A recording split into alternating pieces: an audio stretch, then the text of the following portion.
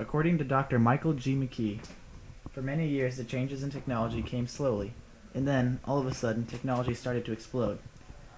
It's like living on a different planet in terms of potential social interactions and communications as compared to 50 years ago. In 1876, the telephone was invented by Alexander Graham Bell. In 1829, the electric typewriter was invented. In 1971, the email was invented by Ray Tomlinson. In 1973, the personal computer was invented. In 1984, the brick phone was invented. In 2001, the first iPod was invented. In 2007, the first iPhone was invented. In 2011, we have the iPhone 4S.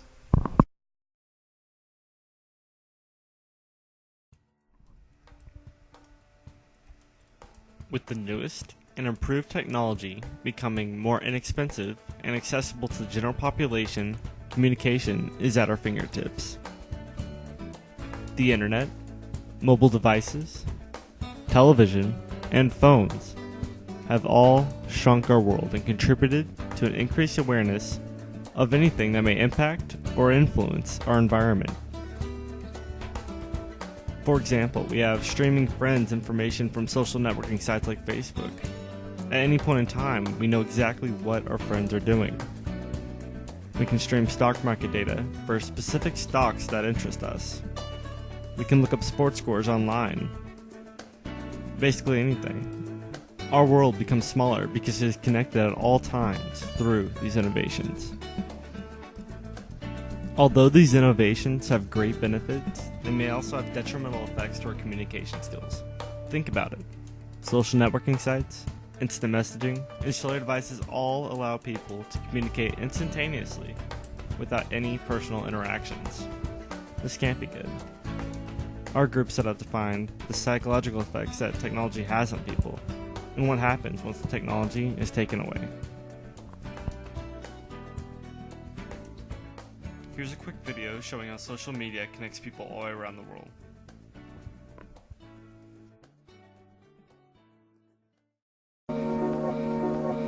If I came this way,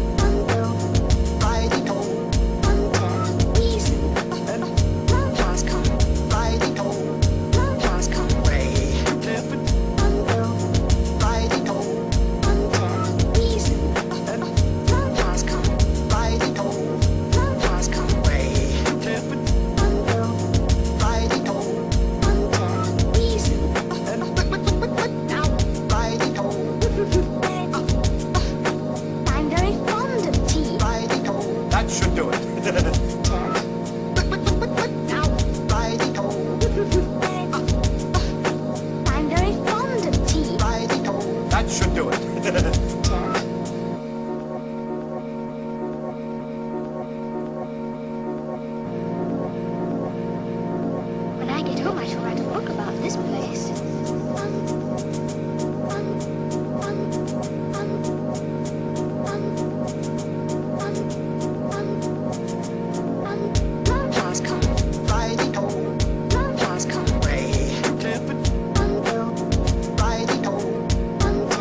Reason.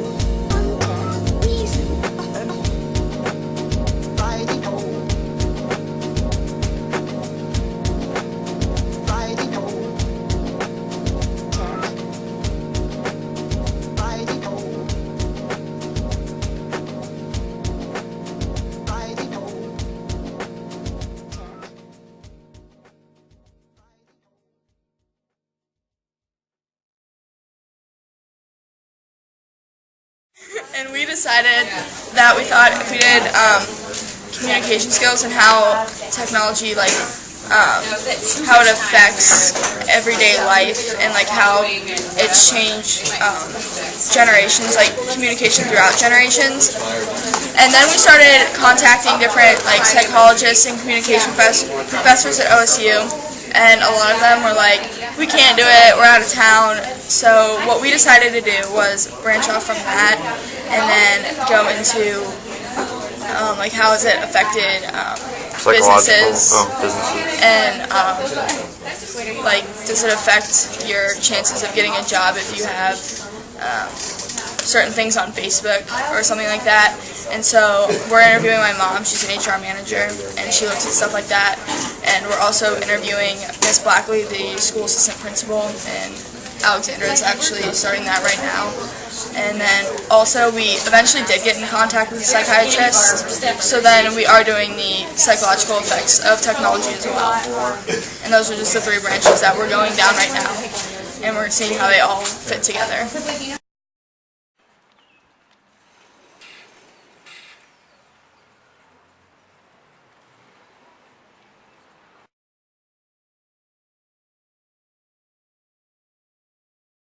What psychological effects or disorders has technology caused? Okay. Well, first, we don't know what anything has been caused because we can only find out about cause and effect in a lab. But we do see some effects from technology, and one of the ones that stands out the most is probably ADHD. So, or some people call it ADD. And that we're seeing a lot of people who have trouble focusing on one task, especially younger people, because they've grown up with all of the change from one thing to the next so quickly that they seem to have trouble focusing. So, and then I guess you could argue maybe that some people have more problems with depression just because they get so engaged in this world that isn't real, and sometimes that cuts down on their interaction with other people, which is the interaction with other people tends to help keep us not depressed. How do these, ADHD, how does that affect everyday life? Well, ADHD is, you have trouble focusing on a particular task. And we think about it especially when students are in a classroom and we're asking them to pay attention to a lecture, and in college we're looking at, 2.5-hour lectures. And they actually say that most people's attention span is only good for 8 to 10 minutes. And then after that they don't catch as much of what you're actually saying. And that's just getting worse. And so you sit in a college classroom, and the second that you start to bore people, they're on their phones or they're on their computer, or they're not paying attention to you in some way. So it's become more and more of a struggle, at least as a teacher, to keep everybody's attention in class. And so I'm constantly battling, because you can see everything from up front, I'm constantly battling with the technology. Another thing that you run into is that people are constantly checking up what you're saying with the technology. So there's less trust in an authority and more trust in the internet, which sometimes is frustrating because people are looking at resources that aren't very reliable. I kind of got off topic there, but it's okay. That was good. Do you think technology affects our feelings at all? Can you say more? Sorry. If you get 20 likes on Facebook, you would feel better, but then you didn't get any likes at all, or something like that. Right. So self-esteem types of things? Yeah. They actually say that self-esteem is getting higher if you are on Facebook and things like that, because you can seek out people who will give you likes and that kind of a thing. Plus some people get really good at posting things that will get attention. I do think that cyberbullying is a problem though. When I was in high school, you couldn't attack somebody from every direction, but now you can get phone calls, texts, people can slander you on the internet. I mean, there's so many ways that people can come after you and that you can't get away from. And there's not a lot that you can do about it if people, what are you going to do, get a lawyer? Okay. You know what I mean? So, and the other thing that's always interesting to me is with cyberbullying is, if a grown-up did to a grown-up what some people do online as kids, they totally go to jail. But, people do get away with stuff when they're younger. It's almost like because they're younger. I just think that's not fair.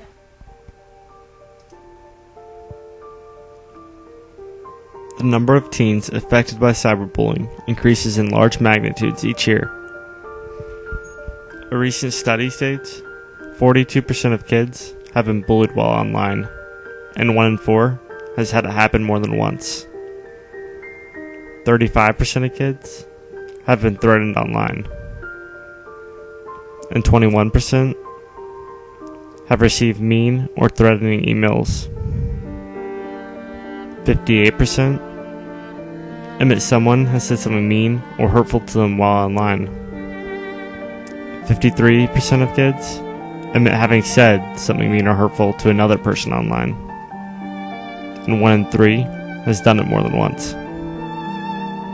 58% haven't told their parents or another adult anything at all.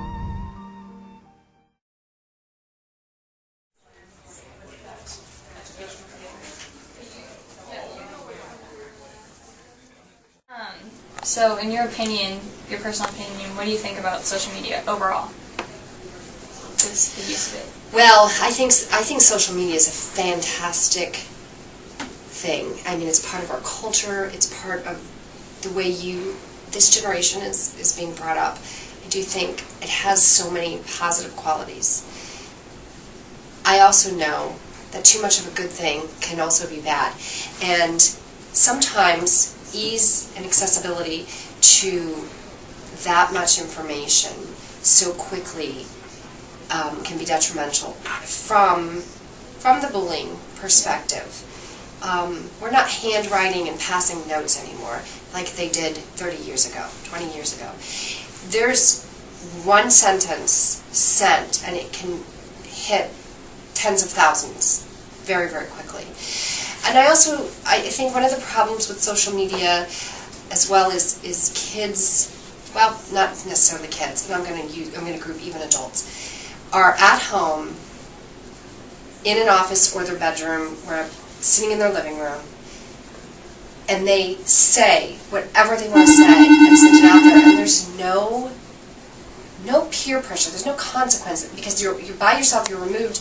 I think that you cannot forget that you're still connected to people. I know that sounds strange, but I think we have to continue to remember, if we wouldn't say it to somebody's face, we shouldn't post it online. And I do think on social networking magnifies the effect of statements. So, Have you noticed an increase of cases dealing with cyberbullying? relative to years ago, absolutely. I think every year the number of cyberbullying instances goes up. Absolutely. Why do you think they go up? Do you have any? I think as technology becomes cheaper and more kids have accessibility to it, and when more in places are going wireless, like right here in this building, you can actually access social media sites from an iPod Touch. So there's a lot of kids that may not have an expensive iPhone or iPad or any of those tablets, but they might have an iPod Touch, which you can access the social networking sites. And now we're in a wireless environment here. So I think all of those pieces are, as it gets in more kids' hands and it gets easier to access the internet, we're going to see it continue to rise. How does a school deal with cyberbullying? Big sigh, because well, there's different. We deal with it as we do with any other type of bullying or harassment. And one of the things is if it happens during the school day. So if the actual post was made during the school day, then it is an issue we can discipline as a school. And then also revoke rights to use electronic devices in the school, because then you violated the electronic use policy. So if it happens during the school day, then it is something that as a school it has a direct consequence. If it is something that happens outside the school day, but it pertains to someone, of course students in our building, and it actually can disrupt the learning environment, and it is something in which we will have conversations with the students. We'll attempt to mediate. We will have conversations with the parents, let them know that a certain post is there, how it's disrupting the learning process, and encourage the parents to step in. That particular instance, we can't necessarily give a consequence because it happened during the school day. In some cases, if the threat is to do harm to someone, or the bullying suggests that, then that becomes a police issue, in which case, it doesn't matter when it occurs, then we do refer it to our school resource officer. According to the Cyberbullying Research Center, about 20% of children aged 11 to 18 have been victims of cyberbullying. Many states have existing criminal and civil solutions to deal with the harms of cyberbullying.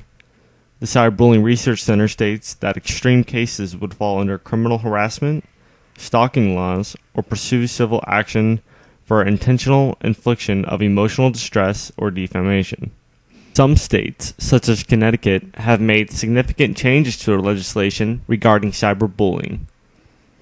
Act 11-232 states the repeated use by one or more students of a written, oral, or electronic communication such as cyberbullying, directed at or referring to another student attending school in the same school district, or a physical act or gesture by one or more students repeatedly directed at another student that causes physical or emotional harm to himself or herself, or any damage to his or her property, which places a student in reasonable fear or harm to himself or herself, or any damage to his or her property, creates a hostile environment at school for such student, infringes on the right of students at school, or substantially disrupts the education process or the orderly operation of school.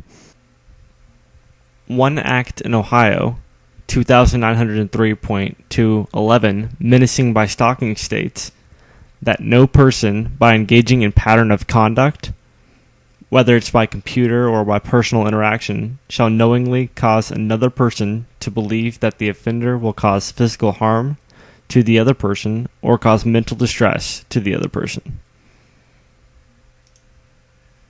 Ohio also has legislation passed, SB 126, that's required the Board of Education to adopt a policy that forbids bullying by electronic means.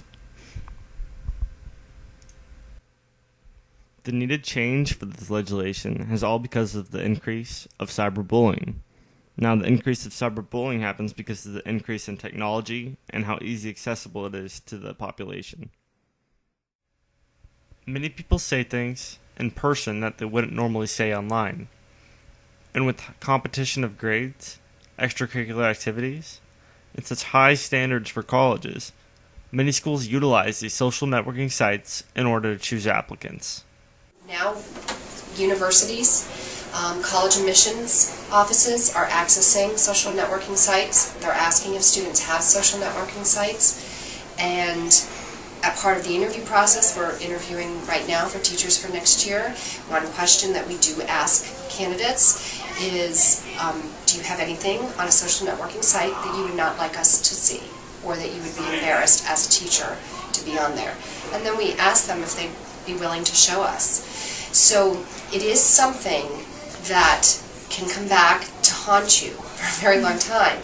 And because academics are becoming so rigorous, across the country we have so many kids that are getting perfect scores on ACTs, that are getting over 4.0s, that are taking 5 AP courses. We have so many students elevated to that top level that colleges need to find a way to, when all of those things are equal, they have to find a way to pick. And if they start bringing in social networking sites and say, whew, this really speaks to this individual's character, and look what they're posting, that is not someone we want representing our university. And they have that ability to make that choice. So there is potential issues with social networking. Getting into college or the resumes, like, do you ever look at social media sites or anything like that? Well, that's a good question. I think that a lot of places look at social media sites, and one of the probably scariest things about the internet is what goes on the internet stays on the internet forever. And a lot of people, I think, don't realize that. They think that if they make their Facebook group or Facebook closed, or they only post it to a restricted place, that doesn't protect you. Because stuff is so easy to find on the internet, and people are so easy to find on the internet. And like even, I have students that friend me on Facebook, which is fine. I'm totally comfortable with that. And I actually have a Facebook group for my students. But then they'll friend me. And like I had one one guy who posted smoking hookah and studying for psychology, and I'm like, oh, I didn't need to see that. You know, I don't want to know that. Or then he got mad later and he was like, screw psychology. That's not what he said. He was actually much more explicit than that. And so, you know, I was teasing him the next day. I was like, you're having some trouble studying. And he was like, oh, I'm so embarrassed that you saw that. And I'm like, but you friended me. You know what I mean? Yeah. And so I don't care. But I think employers look at that. In fact, I've heard that a lot of employers will look at Facebook and that, you know, they'll create these bogus accounts to try to trick you into friending them so they can see your stuff. And I guess a lot of employers looked at LinkedIn, and so I think like that it's really important to manage your image online and be careful. Like I try never to write anything on Facebook that I wouldn't yell in front of a room of students, because that's where I could end up, you know, and that could impact my job. So I try to be really careful with stuff like that. But you know, at the same time, it's like, you can create a really good image online that way. You know, you can share your resume online, like on LinkedIn or something like that. You can connect to people you wouldn't have been able to connect to. I was trying to network with somebody the other day, and I looked at my LinkedIn connections and found somebody who was connected to the person I needed to go to, and they were great. They did all this in between for me, and I never would have had that opportunity before. So Yeah, like I wouldn't have been able to be in contact with you. right, yeah. So. Have you seen more cases in your work that have to deal with social media sites, like more complaints? I have. There's been a lot of attention to social media in the field of human resource lately. I think especially where employees use social media as a way to vent about work, but sometimes what they're saying isn't appropriate, or in many cases they're giving away company trade secrets, or they're just not acting appropriately. They'll do things on camera and they'll wear their company logoed shirt, and then they're acting as a representative of the company. So yes, we have certainly seen an increased number, not only from social media on things like Facebook and Twitter, but also we see a lot of inappropriate text coming back and forth, where a manager will inappropriately text an employee, or vice versa. The things that they're texting back and forth are not suitable for work, and we're seeing a lot of complaints about that. What punishment can you get from things like inappropriate text? Well, it can be up to and including termination. I think a lot of times we give people the benefit of the doubt, and if people are texting jokes back and forth, while that's not necessarily appropriate, a lot of times we will give somebody a warning. But sometimes we have people that are doing, you know, inappropriate things in the back room, and they're taping themselves, or they are harassing people, or they are threatening people via Twitter, via Facebook, and there is no tolerance for things like that. And that could, you know, it could be up to termination right on the spot for the things that you've posted on Facebook or Twitter. How does social media affect getting a job? Well, you know, HR people are pretty savvy people, and gone are the days that we just call and do a phone reference check. Now we reference check you via our computer, and we're going to Google your name, and we're going to see your site that pops up. We're going to take a look at you. We're going to look at you in LinkedIn. We're going to look at you and find out who you know and who you associate yourself with. And, you know, you might not think about it, but the pictures and stuff that you're posting today, they're going to stay on Facebook and forever. And we're going to find out about it. And it's really important that, you know, even though it's all fun and games right now, that it could come back and haunt you. And HR people are savvy people, and we're going to do whatever it takes to find out about you to make sure that we're hiring the best person. What type of things would be that you would not want to see on a social media site? Well, we certainly wouldn't want to see any violence or any drug use or any alcohol use. We realize that everybody has some crazy partying days and everyone likes to have fun, but we're looking for things that are appropriate fun for any age group, and we're not looking for anything that's harmful. We're reading the posts. Are there any racist comments, or is there anything that people can read and is not appropriate? You know, are you having appropriate fun, or are you crossing that line? Because if you cross that line on your social media site, we'll think that you might be able to cross that line at work. How does your company utilize social media for hiring or for advertising? Well, gone are the days when you go to the classifieds and the ads and you look for a job. Now everything is done via LinkedIn, via Career Builder, Monster, any sort of job site. That's the way that the world works now, and we use social media exclusively to hire people, to find people, even to screen people. A lot of job sites, when you go into Target and such, and you see those kiosks, they're going to ask you a bunch of kind of knockout questions. The computer does a lot of the pre-work that used to be done by an old personnel manager. Do you contact future employees differently, like through email or? Almost exclusively through email. We rarely make phone. You might make a phone contact that first time, but after that, everything is done via email. And through these emails, can you tell a lot about a person? Like if they don't have good grammar, does that exclude them from being interviewed? Absolutely. Just like they say, the resume is the first thing that someone notices about you. When I'm emailing you back and forth prior to you starting work, I'm looking for things like your grammar. Are you using text language, or are you actually spelling out the words and using the human language? And does it look like the way it's supposed to? It needs to be professional, and it needs to represent who you are. It's a job. It's professionalism from day one. Although new innovations in technology may have its problems, many of the innovations are very beneficial to others. And with the rapid changing of technology, you see changes within schools, the workplace, and even homes. In your opinion, how do you think the classroom will be changing in the future with technology? I think you'll start to see more integration of technology in the classrooms. It will be easier for teachers to keep data on student learning and growth, because some of the students, even as young as kindergarten, take online testing, and then we get reports that are generated on their learning in specific content areas. So it is helpful to use as an instructional tool, but also for assessment.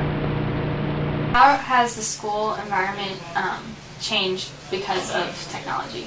I think technology in general, it's changed positively in a lot of ways, because we're able to, have students be able to access the internet for learning and for gaining information. We have smart boards, there's iPads that some schools have access to. So I think in a lot of ways we're able to do that in a positive way.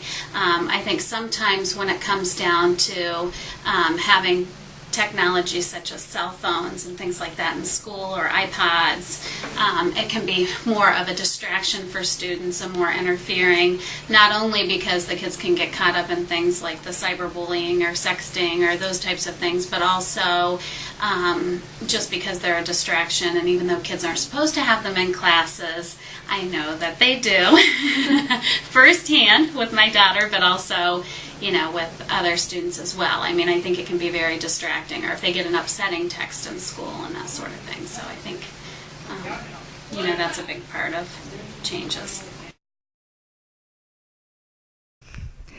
Our society changes rapidly every day because of technological advancements. Computers, iPods, iPhones, smartphones, and iPads have allowed everyone with a computer or smartphone to be connected to friends and family, get information easier and faster. Due to technology's advancements and accessibility, society is transformed from past decades.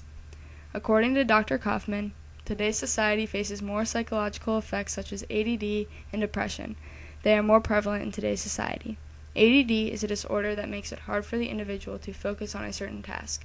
Students find it harder to pay attention in class, and adults find it hard to focus during work and other everyday activities. Depression can lead to an unhappy life, and depending on how severe, suicide. Cyberbullying online has played a large role in today's society and has often been blamed for these psychological effects. 1 in 4 teens has said that they've been cyberbullied online, and 21% of students have received mean or threatening emails. More and more cases are being brought to the attention of teachers, parents, and even our local governments. New legislation has been proposed and passed regarding cyberbullying. Connecticut is one state that has made drastic changes. Act 11-332 states that it disrupts learning and can be harassment or stalking. Not only is our government taking what we post online today seriously, colleges and future employers use social media sites to judge your character and decide if you are a good representative of their company or university. They look at your posts and pictures for any inappropriate or racist posts. What you post today will affect you today, tomorrow, and the next day, and the next day. Maintaining a social image has become more important than ever before and will continue to be stressed in the future as our society changes.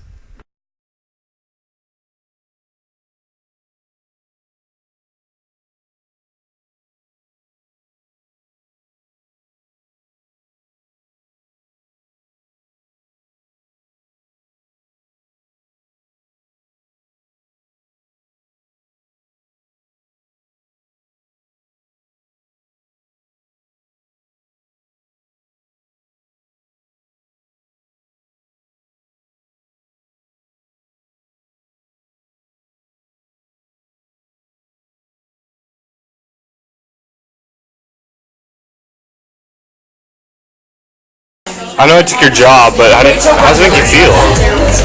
I'm dyslexic, I can't write. Okay. That makes sense. Uh-huh. How do you feel about being fired, though? Pretty biased. Star's pretty biased. She hired me. She hired me. Different Star. There's meltdown. Look at her. Not really. Yeah, your face is all red. You're having a meltdown. Look at this. So Alexander, how do you feel without your phone? It's been away for about a minute. How do you feel? It's been 5. It's been 5. How do you feel so far? I'm alone. How do you feel, Ethan? It's alright. Clark? I still have my phone. Put it up. How do you feel now? I can sing you some good music, right? Yeah, for music. Oh, right, thank God. No, I'm fine. That's all I need. Star, how are you? I'm fine. I don't really miss my phone at all.